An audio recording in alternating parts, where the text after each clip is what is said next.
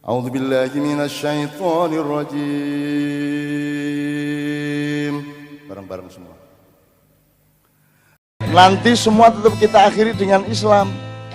Ya, karena Islam itu bukan peloknya, bukan dagingnya, bukan kulitnya. Islam itu adalah ilmu dan kearifan untuk ngolah mangga.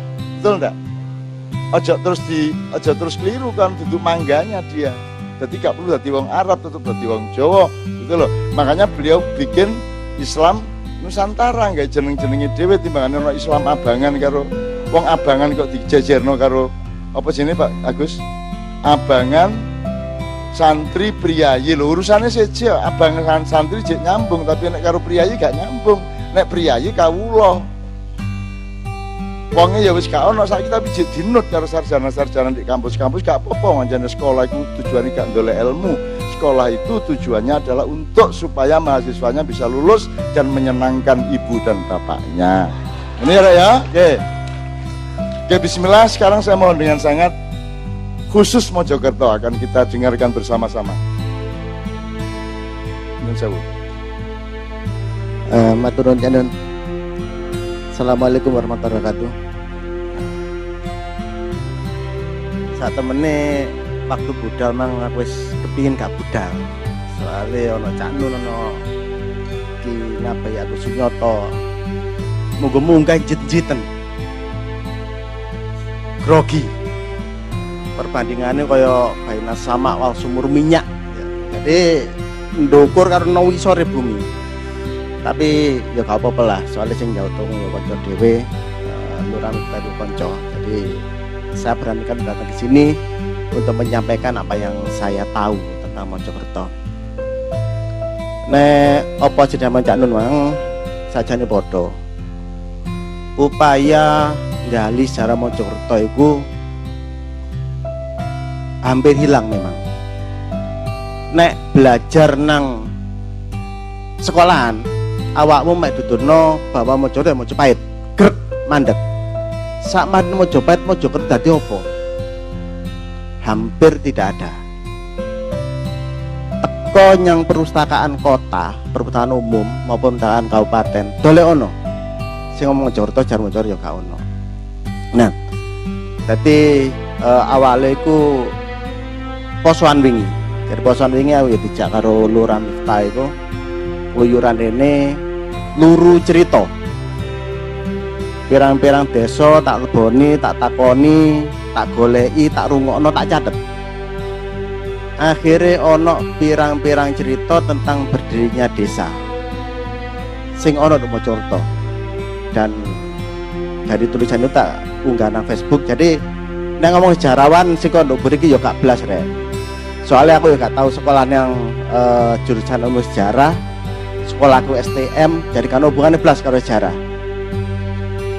Tapi cuma seneng ngono tok. Iki karo Pak Sunyoto. Pak Sunyoto mah akademisi, dhek dosen, ya bukune ya akeh. Aku duwe beberapa bukune itu Pak Sunyoto. Buku Cak Nun aku ya insyaallah wajib gak lengkap ya cukup akeh. Nah,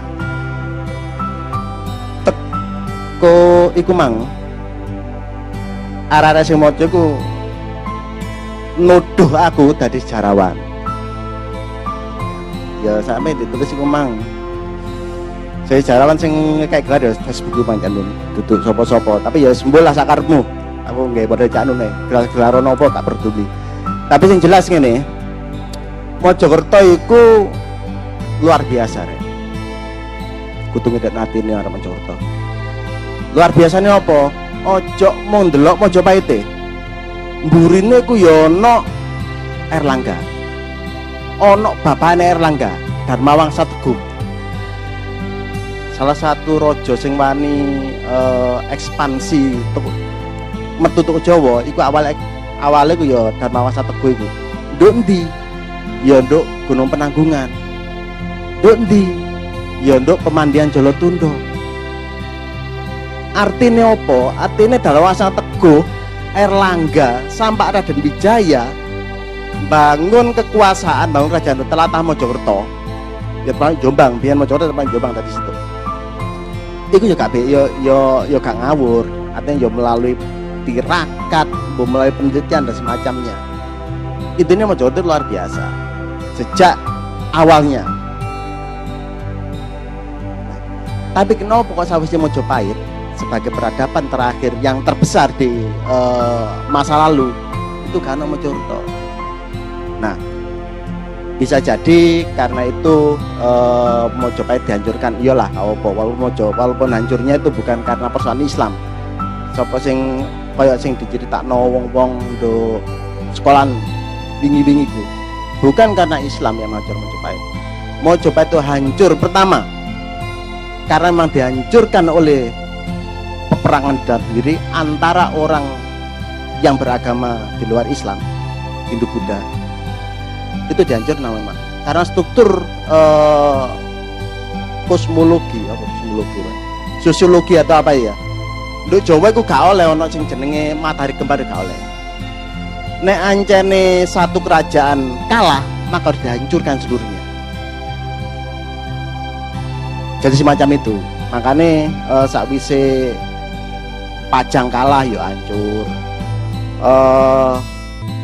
Di Kutha Gedhe dilih nang Kertosuro dibunganguskan sampai kari makam-makam medok karo masjid. Itu memang aura aja semacam itu memang suasana kosmologinya dan termasuk Mojopahit iku. Sakwise Mojopahit hancur, iku sing kuwasa nduk Jawa biyen jenenge Japan. Satria Mojokerto iku. Jenenge Japan. Iku tetep anak turune Raja Mojopahit. Nah, kene opo kok kemudian gak diotek-otek karo kerajaan Demak? Karena Demak dhewe yo ngakoni nek mbah buyute itu Mojokerto, tepuk Mojopahit. Sehingga dibiarkanlah Mojokerto waktu itu tetap Hindu, tetap Buddha. Tidak diusik sama sekali penguasanya. Nek darliane di Islam no kabeh, Tuban, Gresik, Lamongan, Lasem, iku di Islam no kabeh, tapi Mojopahit tidak. Baru setelah terjadi pertikaian jero dewe yang berkuasa bukan dari terahnya, dari nenek moyangnya, bapak buyute Raden Patah, yang berkuasa itu adalah dari Kediri yang menghancurkan peradaban Mojopahit yang namanya Gerindrawardhana yang sempat ditulis oleh Tom Pires waktu itu sebagai Raja Gunung itu Pak.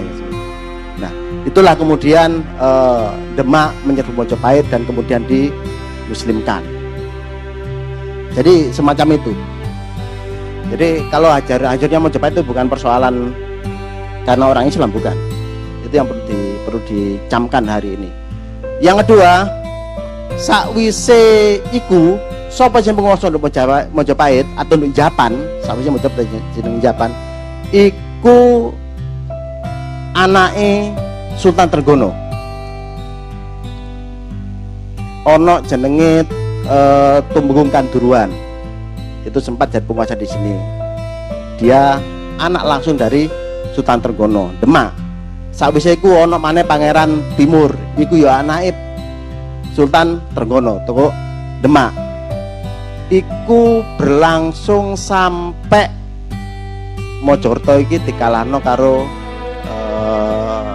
Sultan Agung Japane Mataram. Nah, setelah itu baru kemudian dari Mataram menunjuk orang-orang dari Mataram untuk menjadi penguasa di Mojokerto.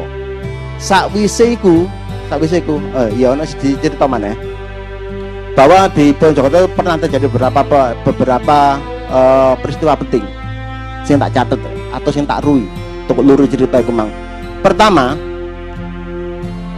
Sunan Giri itu pernah mendamaikan perang konflik antarane Mataram Senopati karo bupati-bupati Bangwetan Jawa Timur, mulai toko Madiun sampai teko Blambangan.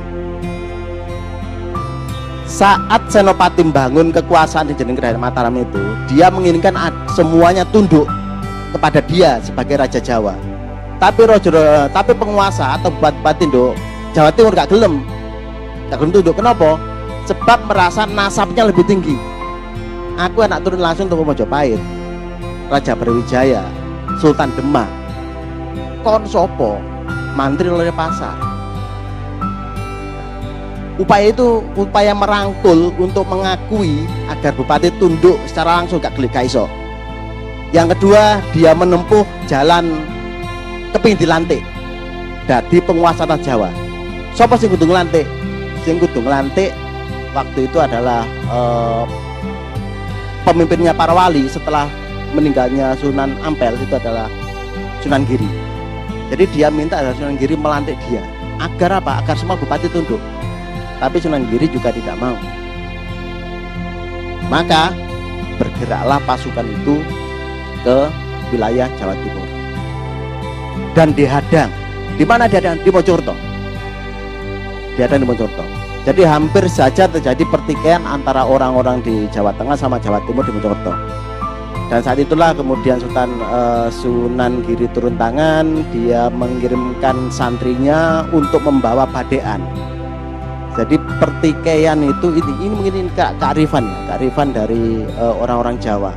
Cek gak tadi banjir getih, maka dua pemimpinnya yaitu keturunannya orang mantri oleh pasar tadi di Gede Pamenahan sama keturunannya Sunan Ampel Bupati Surabaya Wiryakrama iku didamekno nduk Japan kene. Loro-loro nih dikon milih. Wis saiki milih yo. Kon milih isi apa milih wadah. Jadi pemimpin dulu kon milih. Nah. Sing kon milih dhisik sapa? Senopati ngomong wis Kanda sebab merasa lebih muda ya. Silahkan sampean milih dulu. Adipati Surabaya. Adipati Surabaya milih apa? Dia milih isi. Nah, Senopati wis gak duwe pilihan maneh. Dia memilih wadah. Wis mulya.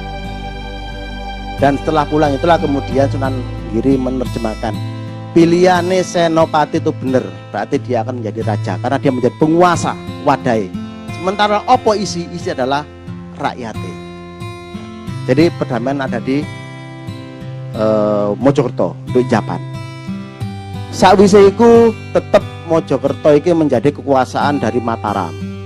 Mataram pecah menjadi Jogja sama Surakarta dalam perjanjian Giyanti yang disebut perjanjian Palian Negari, pembagian negara.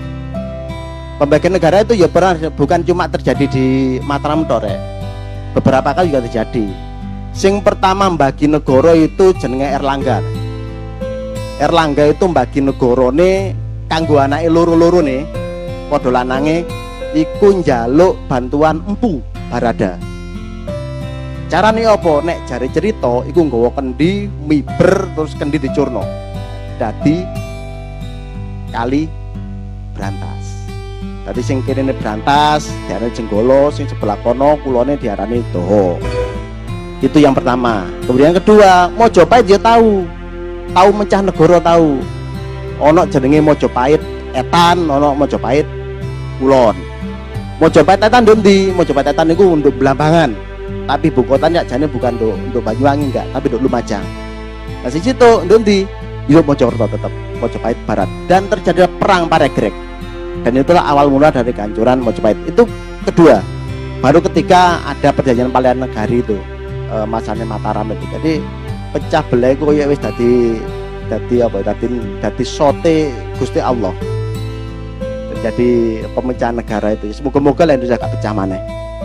Nah, sakwise iku Jawa, Mojokerto utawa Japan iki melok dielokno karo Londo. Soalnya sing gawe perjanjian iku Londo rek. Duduk wong loro iku perjanjian mecah negara enggak, tapi ku Londo sing mecah. Mojokerto mlebu nang Jogja. Tapi Jombang melok Sulu, melok Surakarta. Dadi wong raja Yogyakarta nek kepengin nang Mojokerto ya kudu liwat wilayah Surakarta. Jadi macam itu Mojokerto waktu itu.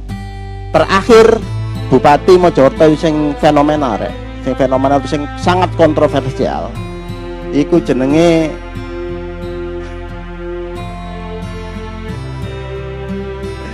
Iya tutu.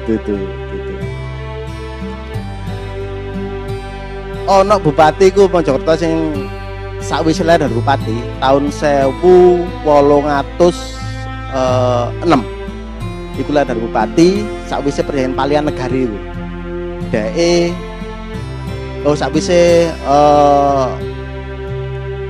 sakwise Mojokerto iki dipek karo Londo.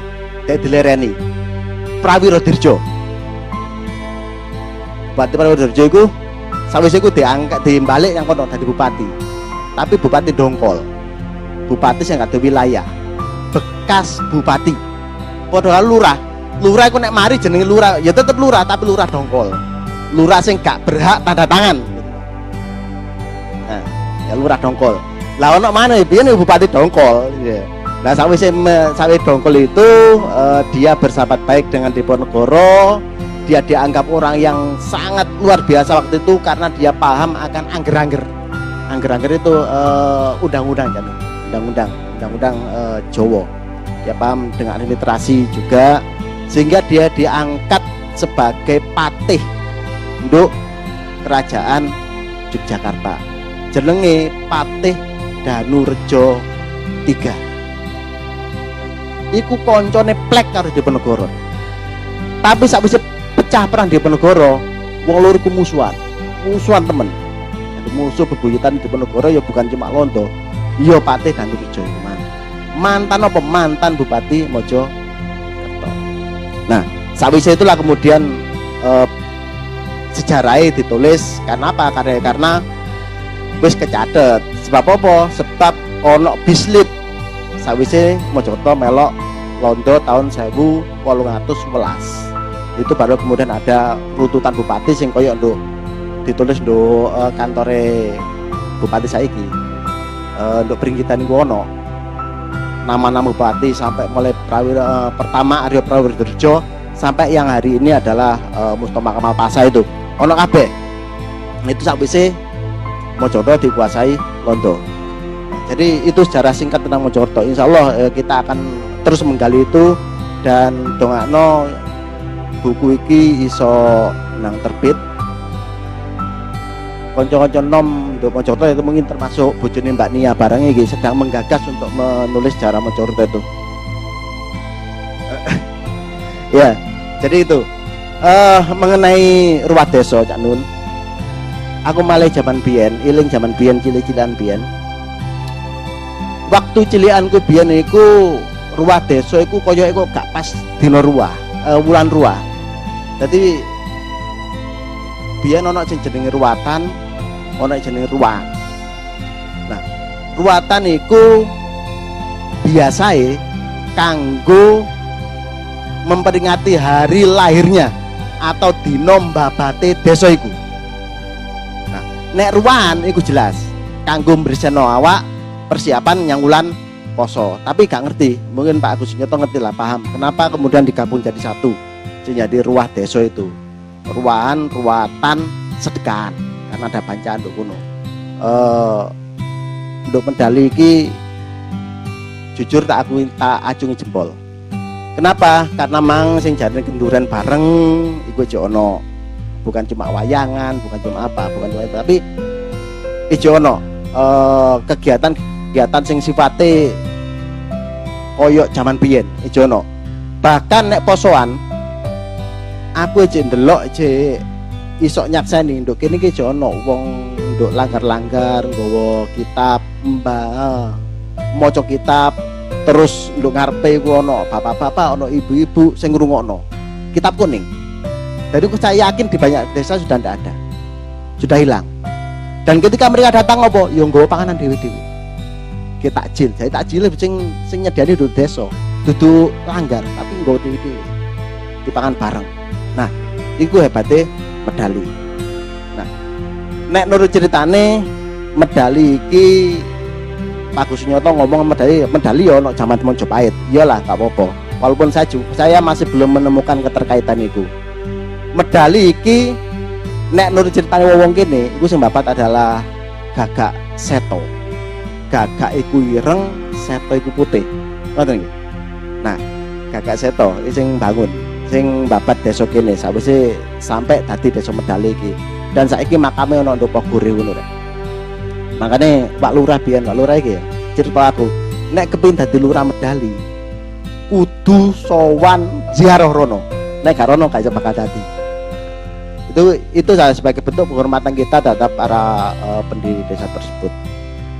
Dan yang terakhir yang saya sampaikan terkait dengan apa yang disampaikan Pak Agus Nyoto. Pasaran limo ponco apa? Pancawara mulai paing pon wage kliwon legi. Nah, nek awakmu urip nduk tahun 80-an nduk Mojokerto kene ya iku mesti eling nek dijak makmu bapakmu aku gak jelok papi mami kok seneni dijak makmu bapakmu utawa digendong mbokmu nang pasar iku ramene mesti ono pas dino pasaran. Saelingku nek aku biyen urip Berangkal iku pasar Berangkal iku pasar wage. Nek pasar dino ya apa iku? Pasar paing. Nah, struktur perekonomian waktu iku pasar iku ono 5 rek, mesti ono 5. Pasar pon, pasar kliwon, pasar legi, pasar paing, situ pasar wage. Nah, sing dadi pusat adalah pasar kliwon. Mesti wis golekone lah, nek biyen ngerti ngono. Makane ben pedagang kok nek jenenge wong bangkelan. Wong bangkelan iku pedagang sing melok uterane pasaran. Uterane pasaran. Waktu wage dari pasar Berangkal. Waktu paing dari pasar Dinoyo. Lah ngono muter sampai pasti ono pasar limo sing tengah-tengah adalah pasar Kliwon. Itu mesti seluruh Jawa dong perekonomian Jawa. Jadi mereka juga tetap menggunakan hitung-hitungan sebagai pasaran untuk mencari rezeki. Dan tak pikir aku memang cuma dikasih waktu 10 menit dari seluruh. Dan sekali lagi saya cuma pesankan kalian harus bangga menjadi orang Mojokerto. Kenapa? Karena Mojokerto memiliki peradaban yang tua, yang luar biasa. Tetapi sayangnya ada diskontinuitas, keterputusan masa, keterputusan sejarah terhadap Mojokerto. Kenapa? Karena kita lupa untuk mencatatkan itu. Contohnya di Uradeso, mbok saiki nduk kene ono apa gak ngerti aku ya. Uradeso biyen niku rek, ono wong tuwek sing dituakan nduk kampung kuno. Ngomong cerita sing dirino desa iki Pak bla bla bla bla. Sing dadi lurah mulai dari kene si ACB sampai sih sampai terakhir. Iku biyen ono. Dan itu dilakukan secara tutur. Diomongno, tapi saya nggak dicatat. Sehingga kemudian hilanglah sejarah desa-desa itu. Dan gak ngerti nomor dari ono ngono apa enggak ya karo. Tapi sing waktu aku cilik ben tahu krungu ngono, tahu ndelok wong cerita wong tuwek terakhir diujubno nanti dongani sadurunge mangan tumpeng dan bebarangan itu. Muga-muga di desamu aja ono, nek aja ono rek aja lali tulisan. Sebab nek ditulis pasti akan hilang. Dan kekayaan-kekayaan lokal semacam itu harus kita bangun sebagai fondasi untuk membangun peradaban, untuk menumbuhkan identitas terhadap diri kita dan tentunya nanti pada anak cucu kita masing-masing. Saya pikir itu mohon maaf jika ada kekurangan. Wallahu muwaffiq. Wassalamualaikum warahmatullahi wabarakatuh.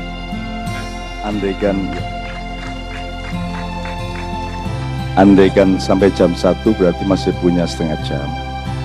Pak Agus, kalau masih ada beberapa hal yang mungkin ditambahkan barang beberapa menit ya. Tentang ini gini rek, gini caranya rek. Nek awakmu gak ro masa silammu, gak ro mbahmu, gak ro buyutmu, kon gak ro awakmu. Nek kon gak ro awakmu, kon gak ro menene kon ya apa? Lah ngono sih. Pengetahuan kita mengenai sejarah berarti adalah pencarian atas diri kita sendiri.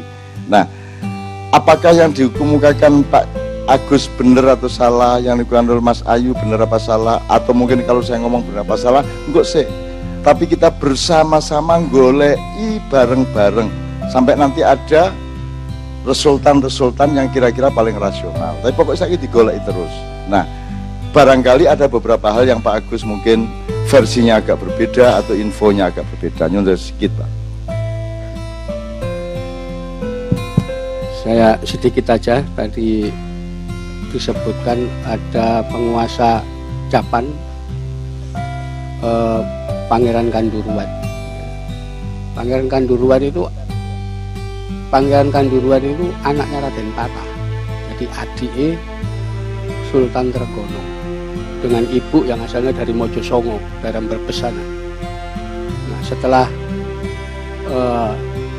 berkuasa di sini, Pangeran Kanduruan menjadi raja di Sumenep. Ya, jadi makam di Astagiri kan ada makamnya Pangeran Kanduruan karena jadi raja di sana. Itu aja ya. Jadi ya bukan anaknya Trenggono tapi adiknya Trenggono. Itu. Dan Mojokerto sebagai bekas kekuasaan besar Mojopahit ya, itu tetap dianggap memiliki kekuatan sebagai pusat keraton. Karena itu pasca perang pertempuran 10 November, ibu kota itu pindah ke Mojokerto. Di Mojokerto inilah pertama kali rekonstruksi tentara nasional ya, dari BKR menjadi TRI, Tentara Republik Indonesia. Dan pertama kali di Mojokerto ini dibentuk PTRI, Polisi Tentara Republik Indonesia, yang nanti akan jadi Korps CPM ya, jadi dulu namanya Petri, Polisi Tentara di Mojokerto ini. Nah, ada satu hal yang wajib kita ketahui, yaitu berkaitan dengan Mojopahit,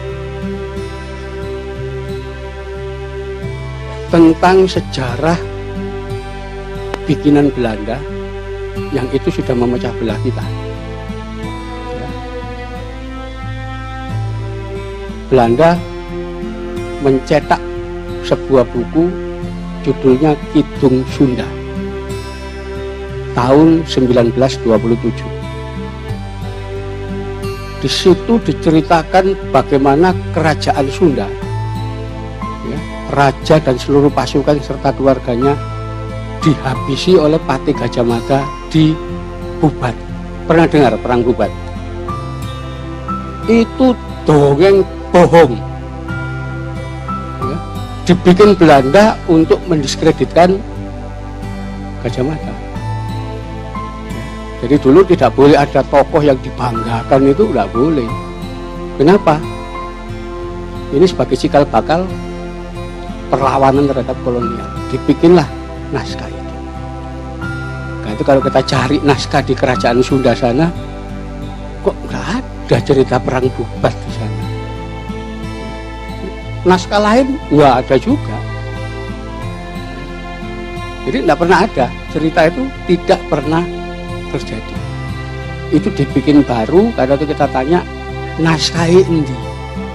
Ya, kalau ada lontarnya mana kita uji dari tahun berapa. Saya udah ngomong gini ke teman-teman di sana. Mereka awalnya protes, tapi akhirnya iya bahwa memang bikinan untuk mecah Jawa dan Sunda. Sampai sekarang di daerah Jawa Barat tidak ada satupun nama Jalan Gajah Mada, Jalan Hayam Wuruk, Jalan Mojopahit. Nggak ada. Bikinan Belanda. Karena Belanda tidak ingin ada tokoh, karena semua orang dulu bangga dengan Gajah Mada. Dibikinlah cerita itu untuk mecah belah.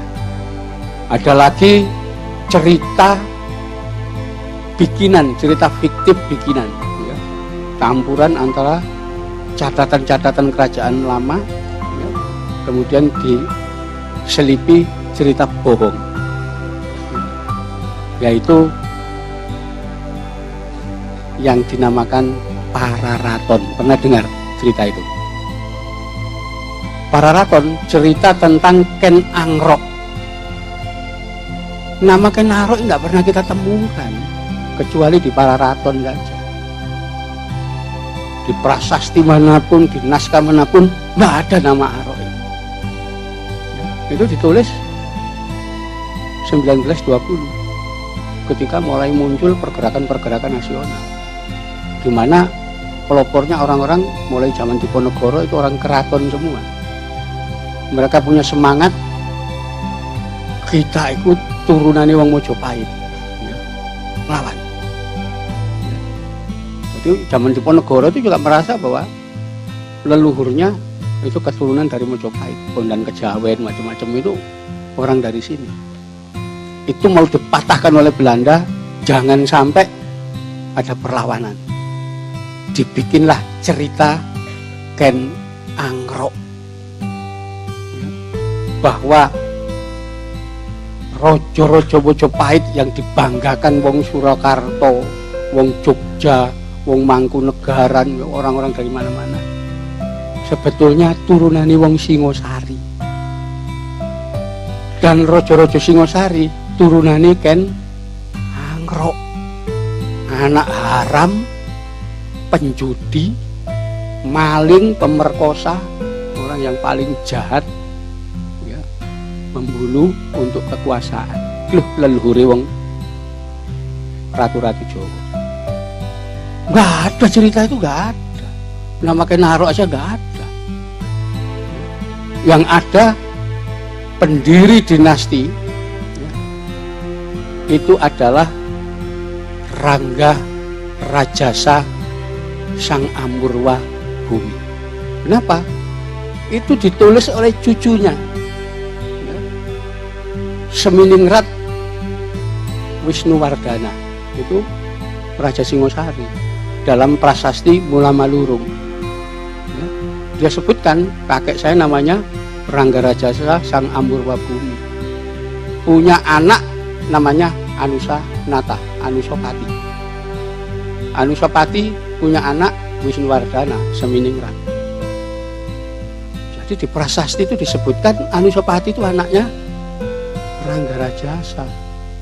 Kok di para raton Anusapati anaknya Tunggul Ametung? Dari mana nama Tunggul Ametung muncul? Nama Tohjoyo, Ken Umang nggak ada. Nanti kalau kita baca di Negara Kertagama juga menyebut raja pertama Singosari itu Rangga Rajasa namanya, bukan Ken Angrok. Ya. Dan dia tidak mati dibunuh orang, ya, seperti cerita Ken Angrok. Nggak ada itu nama Ken Umang, nggak ada, Tunggul Ametung nggak ada. Dongeng itu. Ya. Jadi ini kita harus meluruskan sejarah ini. Ini rusak kenapa? Yang bikin Belanda. Kenapa? Mulai muncul perlawanan, mulai perang Diponegoro sampai pergerakan nasional. Itu mereka yang bikin. Karena dibikin cerita-cerita.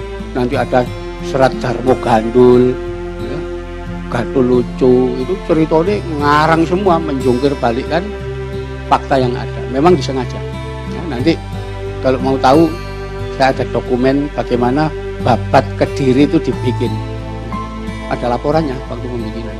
Mendatangkan dukun kesurupan, lalu dukun itu kesurupan Roy Butolucoyo, dongeng dukun tadi. Dicatat, kemudian diberi, ya, penjelasan, dicetak jadi buku, diberi judul Babat Kediri. Yang merintah Belanda, ada notulensinya, catatan itu ada. Semuanya bikinan Belanda. Nah ini kita harus waspada terhadap naskah-naskah yang memecah belah di sini. Jadi itu yang perlu kita ketahui. Jadi jangan percaya kalau ada peristiwa Bubat itu pernah terjadi. Itu tidak pernah terjadi. Kenapa? Raden Wijaya yang mendirikan itu wong Sunda. Dia menantunya Kertanegara. Jadi bapaknya itu kawin dengan putri Sunda sana, mulai kecil ya di Sunda. Datang ke sini diambil menantu sama Kertanegara. Ya, gak mungkin. Wong sudah dipakai di sini, wong keluarga raja kok. Jadi itu pecah belah yang berkaitan dengan cerita-cerita tentang usaha meruntuhkan kebesaran Majapahit, termasuk kebesaran Gajah Mada. Jadi wong Sunda itu diam-diam tanpa tahu sebabnya, hanya karena membaca itu antipati dengan Gajah Mada. Wong gak dosa, gak lapo-lapo, dibenci. Kenapa? Karena hasutan tulisan Belanda. Saya kira itu yang bisa saya tambahkan ya. Mudah-mudahan sejarah harus diluruskan. Sudah waktunya kita begini. Saya kira. Oke, alhamdulillah. Nek prasaku kesimpulan ingin lho rek, awakmu iki wong Jawa, wong Indonesia kabeh saiki iku ket biyen iku dijajah wong barat. Kikit mulai abad 14 munggah. Dijajah iku artine barangmu dipek, kebunmu di siapa no? Terus pokoknya direbut, pikiranmu dibujui, pengetahuanmu ditutup-tutupi, gitu loh. Dan itu berlangsung sampai saiki. Ojo mek rumangsamu londo iku biyen tok sampai saiki, meskipun jenenge londo saiki wis koalisi, wis sekutu. Dadi sing kok waca ndek koran, sing kok waca di kampus-kampus buku-buku kabeh kudu kon roh bahwa 70% dari itu semua adalah kon dibujui. Ya iki dicekel sih. Dibujui, termasuk perang Bubat, para raton yang disebut tak. Jadi awakmu dibujui, bahkan saiki iki kon iki dibujui. Ono PKI, ono isu iki iku sing gawe kono dhewe. Engko kon omahmu dicolong, entek menene ana wong ngeteri jajan nang awakmu, padahal sing ngeteri jajan iku kongkonane wong sing nyolong omahmu iku mang. Ngono ya. Dadi ojo goblok-goblok nemen ya. Sampai hari ini penjajahan itu sampai hari ini, bahkan sekarang lebih parah dan lebih canggih penjajahan kepada kita semua. Seluruh perpolitikan nasional isunya apa kok ngene maring kok ngunu, itu semua ojo percaya, karena sebenarnya yang bikin mereka sendiri. Kon diomongin ono PKI itu mergo kon cek noleh terus ono maling melbu kon karo. Ngono rek gampangane rek ya. Iki awakmu gak usah menyelidiki sampai sakono, cuman ojo gampang dibojok. Ojo gampang percaya. Maca iki dilek, maca iki diuntal ngono ya. Wis mending gak usah ruh. Wis tak nyambut gawe iki anak bojoku terus tak sekake dhuwitku rabi meneh ngono wis. Semangat angel-angel ya. Nah, yang dilakukan Pak Agus, Mas Ayu adalah perlawanan informasi. Mergo 70% sing kok sinau di sekolah, termasuk buku-buku resmi dari Diknas dan lembaga-lembaga selanjutnya, Mas Ayu nggih, itu semua adalah hasil dari manipulasi fakta sejarah oleh penjajah. Gampang ngono lah. Ojo muring-muring sik ta. Gitu ya, ojo muring-muring nek dikandani ngene ojo muring-muring. Kono iku dibojok malah cinta kalau sing bojo. Welan entek-entekan kaya ngono iku. Nah, jadi ini belum tentu yang benar yang mana, didolaki terus sing orisinal. Sebab semua itu semua itu yang Anda kenal sekarang itu kan, mulane aku mau takon. Lho wong kon iku duwe Majapahit kok gawe negara gak nerusno Majapahit, gak nerusno Mataram, kok kon nerusno Londo. Berarti pemerintahmu saiki tetap pemerintah di dalam cengkeraman alam pikiran Londo. Saiki Londo kerjasama karo Arab, kerjasama karo Israel. Terus kon dikon ngelek-elek Iran Syiah, mergo Syiah iku Iran iku gak iso dikalahno karo Amerika karo Israel. Sementara yang membiayai Perdana Menteri Israel adalah dana-dana dari Arab sendiri dan terus macam-macam lah rek. Nah, awakmu gak usah mikir iku wong utangmu cek akeh. Tetapi kono ojo gak roh ngono ya, ojo gak roh ya, ojo gampang dibujuki. Wong Jawa iku cirine gak kagetan, gak gumunan. Nah, beliau terus menghimpun mana yang benar dan seterusnya akan kita cari terus menerus, karena anak-anak muda sekarang juga gelap lampunya. Ceritanya. Tapi tidak ada masalah lampu gelap karena telinga tidak terpengaruh oleh cahaya. Ngono ya Rek ya. Oh, ngono lho Rek. Oh, tepak malah khusuk ngene iki. Sing jajal arep wedok mulai sikute ya. Wes gak apa-apa, bismillah ya terus ya. Oke. Misalnya ngene, berita tentang Majapahit itu macam-macam. Kita cari bareng-bareng. Ono sing ngarani misalnya Mas Ayu, ada tahun-tahun kosong 1398 sampai 1502 misalnya. Terus engko apa yang jenenge sirna ilang kertaning bumi, sirna ilang kertaning Jawi. Sabtu itu kita cari terus.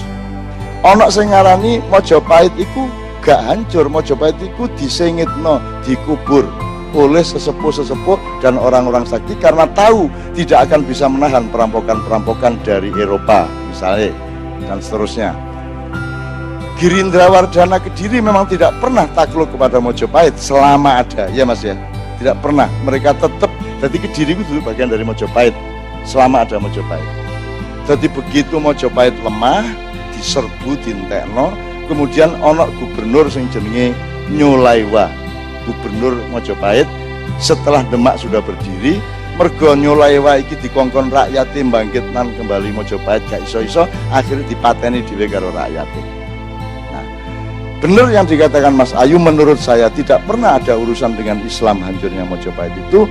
Pernah terjadi salah paham dan bentrok yang membuat anaknya Brawijaya V yang kedua, yang kemudian jadi waktu itu jadi pangapnya Majapahit, tawur membunuh bapaknya Sunan Kudus, yaitu Sunan Ngudung. Iki kedahsyatan Jawa. Jadi bapaknya Sunan Kudus mati oleh pangapnya Majapahit, tapi tidak karena perang politik, karena kesalahpahaman.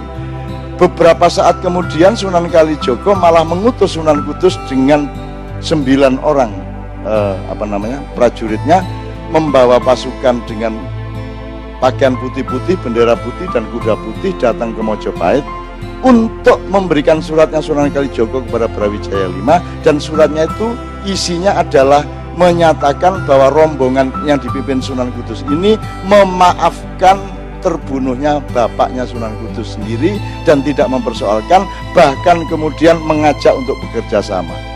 Dan pada saat itulah mulai banyak orang-orang keraton Majapahit yang masuk Islam, sampai akhirnya bojone Brawijaya sing paling ayu, sing diimilbu Islam, terus dipegat karo Brawijaya, terus dirabi karo Sunan Kudus sampai akhir hayatnya. Jadi nek kon kepengin dolek bojo ayu, caranya adalah dolek ono Brawijaya, kongkon megat bojone sing ayu terus kok rabi. Nek gak olah ya jin-jin kena lah. Bener ya, oke. Ini contoh saja. Bener tak gak sing tak omongno lho, gurung mesti ra. Gurung mesti. Wong saiki anake Brawijaya piro ae gurung iso ditentok persise kok. Sing aku urus 117. Anak iku 117. Raden Patah itu kalau tidak salah anak ke-18 apa ke-12 aku lali. Gitu. Nek pangape iku cacakne Raden Patah itu anak nomor 2. Pangape iku Bedol Negara dari Majapahit, terus nggawe keraton di kesultanan di Gelagah Wangin Demak, terus nggawe kerajaan kesultanan Demak, terus dia juga jadi pangap di Demak, tapi setelah 2 tahun dia pensiun karena sangat menyesali dia telah membunuh bapaknya Sunan Kudus, sehingga akhirnya dia pensiun dini, pergi ke daerah selatan, di daerah Bantul, Yogyakarta. Beliau di sana menyepi, bertapa dan zuhud, menyebut dirinya Panembahan Buddha, dan sekarang Anda bisa datang ke makamnya Panembahan Buddha. Itu macam-macam ceritanya. Nah, teman-teman sekalian, itu semua kita cari bersama-sama. Tidak usah bengkerengan di sing bener. Ayo golek. Jadi duduk sapa sing bener loh ya, nek urip iku rek. Apa sing bener? Dadi ojo nyalahno wonge. Opone iku bener tagak didoleki bareng-bareng. Nek kon berpedoman pada sapa sing bener, situk tok sing iso kok cekel, yaitu Kanjeng Nabi Muhammad sallallahu alaihi wasallam. Nek liyane mungkin salah. Nek Kanjeng Nabi gak mungkin salah karena beliau maksum, dijaga secara total oleh Allah Subhanahu wa taala. Kemudian mari Majapahit saat itu dimanipulir Belanda, bahkan di depannya dimanipulir ya. Setelah Majapahit dimanipulir dengan perang Bubat, belakangnya dimanipulir melalui Ken Arok, sehingga kita tidak punya tokoh lagi, kita tidak punya kepercayaan diri lagi sebagai orang Jawa. Dan itu memang cara mereka menjajah kita sampai saiki lho. Kon gak duwe presiden sing kon temen-temen yakin nek dhewe bener. Bung Karno dilok-lokno, Pak Harto dilok-lokno, Gus Dur dingersulani, dipaido, Habibie dinyek, SBY gak jelas, Megawati mbuh ya apa, kan gitu kan. Saiki tambah nemen mbuh iki presiden mbuh duduk. Jadi kita itu tidak pernah punya keyakinan terhadap apapun saja. Aku enggak mempersoalkan apa-apa. Saya sedang mempersoalkan ayo golek sesuatu sing sak bener-bendere sak isa-isane. Tapi bukan berpedoman kepada siapa, melainkan berpedoman kepada apa. Sekarang terakhir aku nggak informasi. Seluruh kerajaan tadi ono Mojokerto, Jombang itu dewe, Jombang itu bagian dari Mojokerto ini Mas ya. Baru nanti awal abad 20 baru menjadi kabupaten sendiri, itu ada ceritanya sendiri dan seterusnya, tapi gak perlu dek kene mergo iki ndek Mojokerto kan di Jombang. Tapi kan Anda tahu kemudian sampai ke Demak, kemudian ke Pajang, kemudian Pangeran Benowo menyepi, kemudian diambil alih oleh anak apa tadi Mas istilahnya Mas?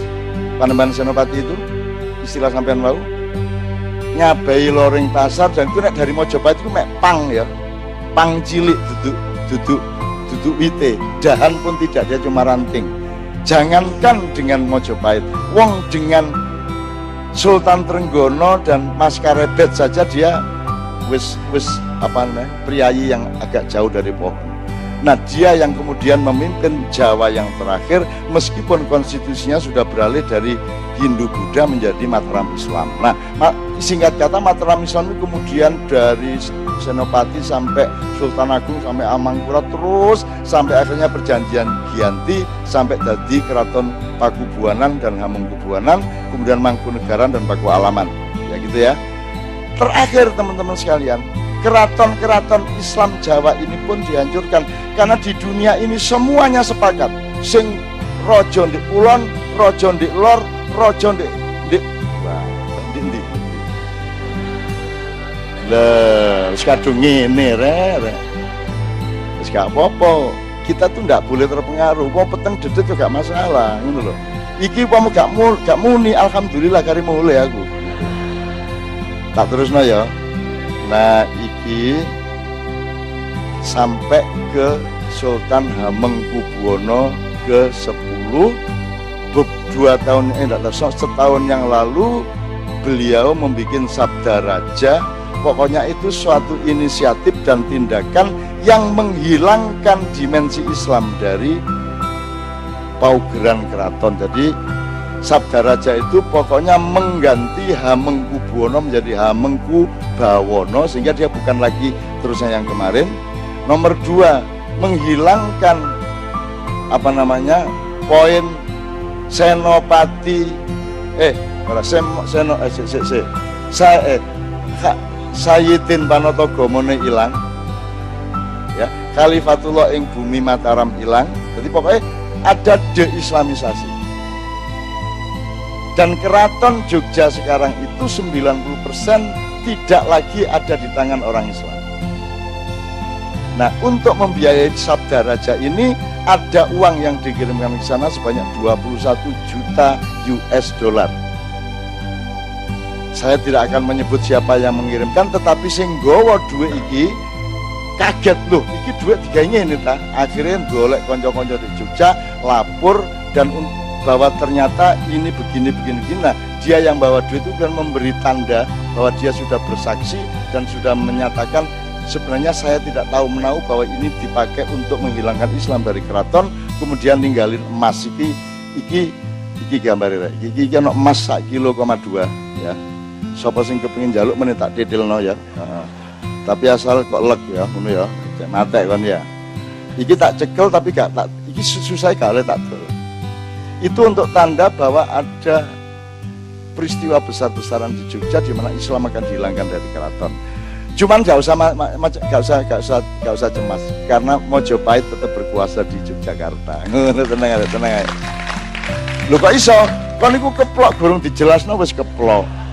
Wong aku ya mek ngarang adane rek. Gak tenang ae lah. Kita itu hafal sama Allah, insya Allah perilakunya begini, takdirnya begitu. Saya tidak ada kecemasan apapun. Allah ikut bekerja di semua itu. Nanti akan ada peristiwa-peristiwa, ada yang sakit kanker, nanti ada yang digerebek, ada yang selingkuh, ada yang kena narkoba, sehingga semua rencana itu akan batal dengan sendirinya. Dan kita sudah insya Allah tahu siapa nanti yang akan menjadi raja. Kenapa kok tetap ada raja? Saya tahu, ojo muring-muring karo keraton sih. Saiki koplok jane lak gak ono gunane sih. Nek koplokmu direbut wong oleh dicolong. Masih koplok gak koplokane gak masalah. Tapi nek koplokmu dicolong wong kan muring-muring to. Yes. Saiki misale kon ngomong, kraton iki apa feodal iki? Mlebu gak oleh nganggo sandal. Lho, sik. Omahmu lho sing gak kraton belas rodok gedhe-gedhe titik. Iku ana aturane. Ya ta gak? Omahmu lho, omahku lho. Sing duduk sapa-sapa aku iki, iku ana aturane. Ana nek tukang pos gak perlu dilebokno pawon. Ya ta gak? Ya ta? Ana daya sing kok temoni ndek nirat, ana daya sing kok temoni cukup ndek buk ngarep. Ana dhewe-dhewe jarake secara budaya. Ana daya iso kok lebokno bali ndek ngarep, ana daya sing wis rada idek kok lebokno njero omah, ana daya sing oleh kok oleh mlebu pawon-pawon njupuk buka kulkas njupuk minuman langsung oleh. Tapi gak mungkin ana daya sing oleh mlebu kamarmu, betul tak? Nah, kraton yang ngono padha karo omahmu. Sing jenenge kraton dalem iku gak kabeh wong.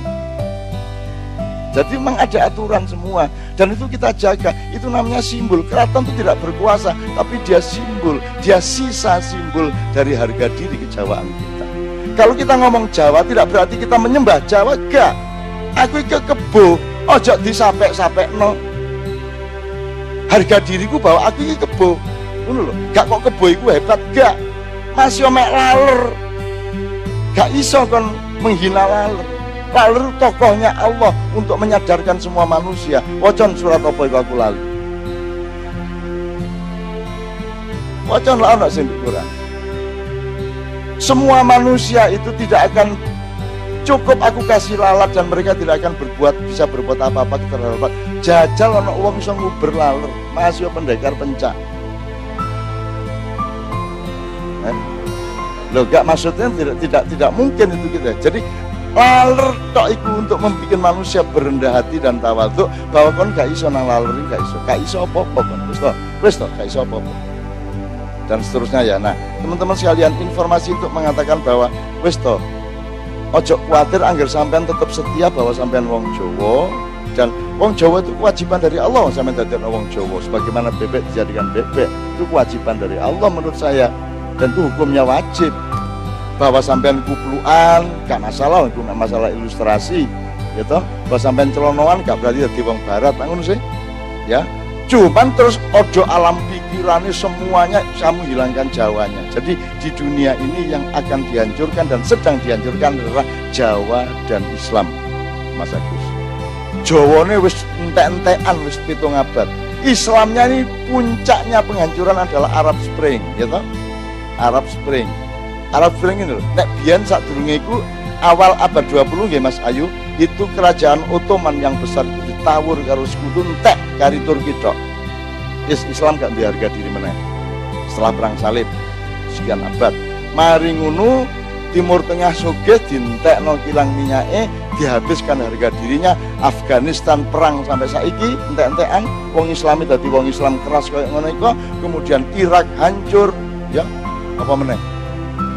Kuwait sekarang juga dihancurkan, Mesir hancur, Libya hancur, Syria gak karu-karuan. Pokoknya Islam dihancurkan habis-habisan dengan Arab Spring. Dan Arab Spring atau itu istilah mereka, istilah penjajah. Ngakune kate mendemokratisasikan negara-negara Islam, tapi aslinya pokoknya kate ngepek hartane dan menghancurkan harga dirinya dan menghilangkan Islamnya. Nah, mari Arab beres saiki gantian Indonesia. Mulane kon dikongkon musuhan. Ya toh? Dikongkon musuhan, kenduren dibid'ahno. Ya ta gak? Apa meneh selawatan dilok-lokno. Apa meneh? Nang kuburan. Jadi kamu itu dipotong hubungan cintamu dengan Rasulullah dan dengan leluhurmu. Itu ceritanya. Jadi nek ana wong larang kon nang kuburan, itu sebenarnya adalah ujung dari satu rekayasa internasional yang berasal dari Timur Tengah, Israel dan Amerika, ya, untuk memotong hubungan cintamu dengan Rasulullah SAW dan dengan nenek moyangmu sendiri. Ngono rek. Lu nang kuburan gak oleh ya apa? Ndongakno wong liya gak oleh, jare gak tutuk. Lah ngono sih. Ya. Aneh ono ustad ngomong, "Gawe apa kon ndongak-ndongak nang niku?" Gak tutuk gak. Terus langsung itu nggih kula sampun niku mun suwe ndongaken sampean mlebu neraka sing nyar. Mboten neraka sing lawas niku. Niku Gusti Allah gawe nyar gambar sampean. Jadi sampean niku digeling. Gamek diseliko lho. Lek sing lawas diseliko tok, itu digeling sampean. Geling. Hah? Kayak sosis. Niku kula oleh informasi niku tuwa wali-wali nek Gusti Allah gawe nyar iki neraka niku. Gres iki. Software anyar, hardware ya nyar. CPU-ne, RAM-e ya diukur iki. Ngono. Gamel Pak Ustad. Nek dek mureng-mureng lho, kamu kok gitu ngomongnya lho. Mpun kuwatir wong omongan kula mboten kabul lah. Wong sampean duduk napa-napa kula. Lah ngono sih. Tenang mawon. Wong kula ndongaaken mboten kabul, sampean ngomong kula ndongaaken sing ten kuburan nggih mboten cutuk ngoten. Mulane bener Gus Dur.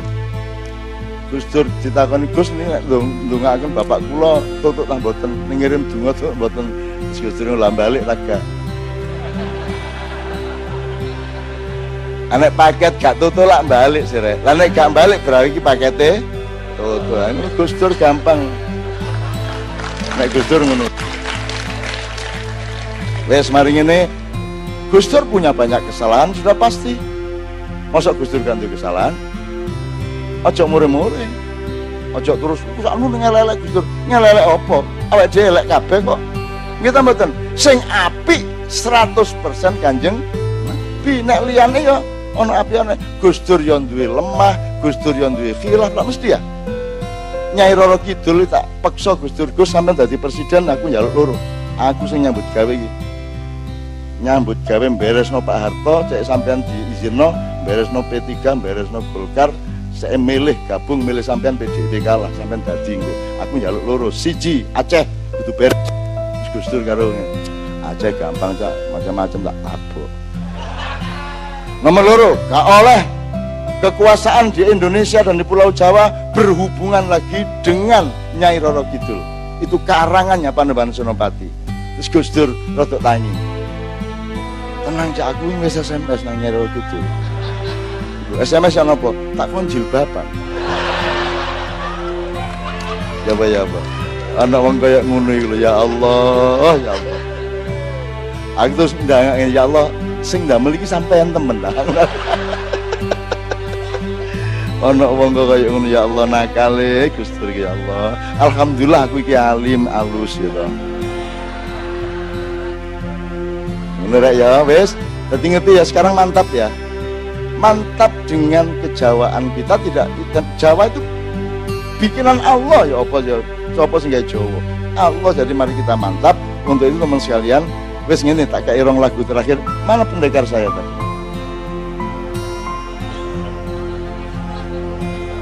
Ya semoga muga-muga beliau bisa hadir sini lagi. Ngene, mergo mari ngrasani Gus Dur, ayo dinyanyekno ya sing biasa dinyanyekno Gus Dur ya. Mari ngono terakhir kita puncai dengan lagu yang halus. Ngono ya, sing pertama syair tanpa waton. Ya bener. Nadane rek. Nah, bener rek. Ya bismillah musiknya sik. Kabeh kudu kok jak selawatan ya rek subhanallahi ma fis samawati ma fil ard. Kabeh kudu kok jak wit-witan kok jak sapi kok jak garu singkal kok jak kabeh. Lan jane ngono. Jane ngono. Tawon nih lho dikai wahyu karo Allah ya ta gak? Ya ta gak? Tawon lho dikai wahyu. Jadi orang-orang gak rek, orang-orang gak. Tawon wa auha apa? Siapa sing ngapal rek? Wak Lurah gak apal sampean iku ya no. Terus bedane karo aku kok apa lah padha-padha gak apal lah ngene. Pokoknya dan Allah memberi wahyu kepada lebah agar supaya dia membuat rumah di gunung-gunung, di pohon-pohonan itu kan. Nah gitu. Jadi lebah ya oleh wahyu. Jadi nawak dhewe mungkin sekali ya. Ngono rek. Perkara temen gak oleh-oleh yang jenenge dapur awake dhewe kaya ngene ya.